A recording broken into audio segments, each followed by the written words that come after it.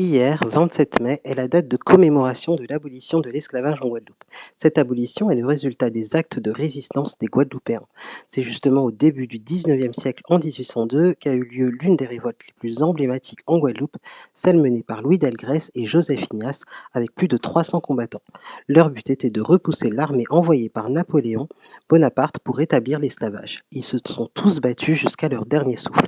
Après cette insurrection, les actes de marronnage, fuite de l'esclave de la propriété du maître, n'ont jamais cessé. Soit par petits groupes appelés bandes de marronnage, ils se cachaient pour la plupart à Basse-Terre sur les hauteurs de Petit-Bourg, du Lamentin ou de Goyave, notamment, soit individuellement. Les habitations des maîtres ainsi que leurs plantations étaient incendiées. À titre d'illustration, les travaux de recherche de Harry Broussillon ont permis de découvrir que le 20 octobre 1827, un esclave prénommé Abraham a été condamné pour avoir mis le feu aux plantations de l'habitation Rougeole dans la nuit du 1er au 2 mai 1827.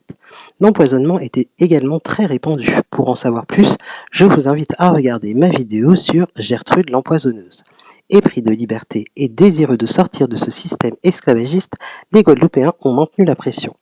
Face à leur colère et à seule de leur île-sœur, la Martinique, la seule issue possible pour avoir un peu de paix sociale était l'abolition de l'esclavage le 27 mai 1848.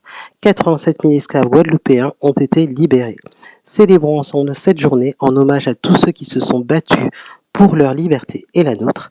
Si vous avez aimé cette vidéo, n'hésitez pas à vous abonner, commenter, liker, partager.